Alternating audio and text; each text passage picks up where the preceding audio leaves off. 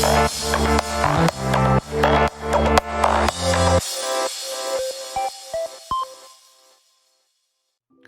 everyone, welcome back to another. Hope you're doing well. Yes, well, how much have we pushed now since last time? We're certainly getting into the grind, aren't we?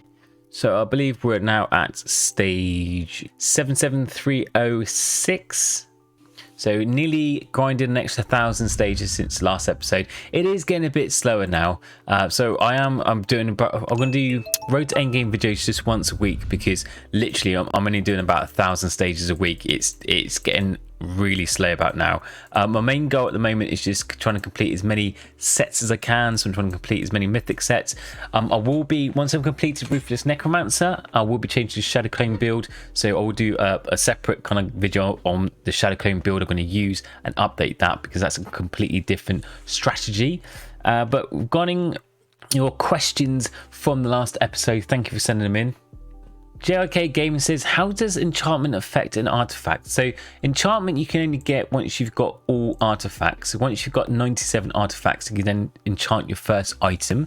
The first enchantment is in Books of Shadows. It is in set order, so not random, and basically adds a percentage to your current amount. I think it's like 1.5% or 2%. It's run about that. I think it's like 1.5 or 2% on total of what you're currently leveled at. So it just adds a percentage to what is currently leveled, and that's it really. It just stacks on that.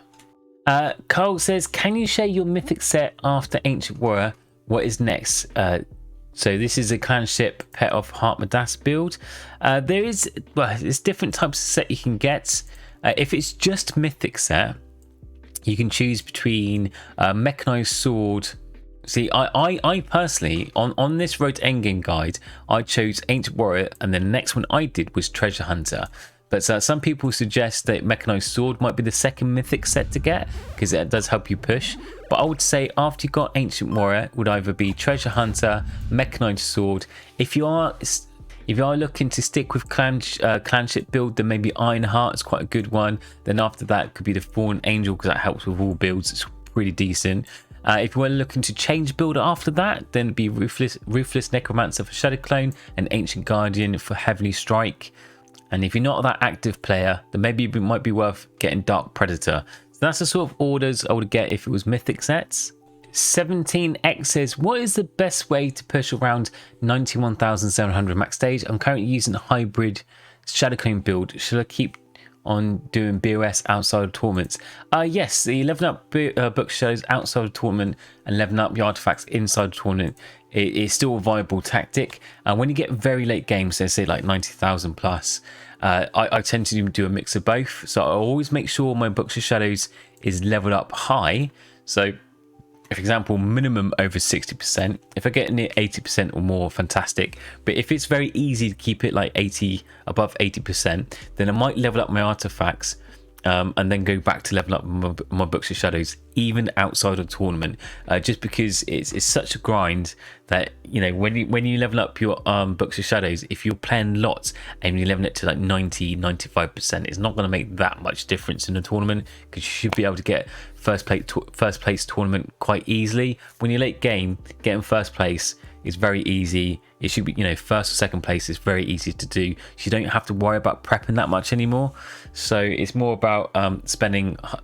You can level up your books, your other artifacts a bit more outside of the tournament. It doesn't have to be that strict, but it's all down to how well you're currently doing in tournaments. If you're finding it easy, stick with the Books of Shadows strategy of leveling just that, and then leveling up artifacts in tournament. But if you are finding it very easy to win tournaments, then you can level them up in an outside tournament. It's totally up to you. And regarding about way to push the hybrid Shadow Clone build is more for farming, like if you've got like a badge event.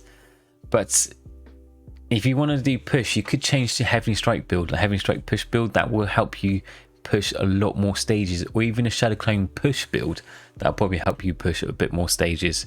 So that might be something to think about as well. Ralphie says, how long does your build does it take for your build to get to max stage? Normally it's about 20-25 minutes. I haven't timed myself for a while, so I might actually do a video to time myself exactly how long it takes me, but I think, yeah, about 20-25 minutes. And then Soulrise says it's very better than Pet Hartmadas. It depends. So the Pet Hartmadas is normally the standard gold income.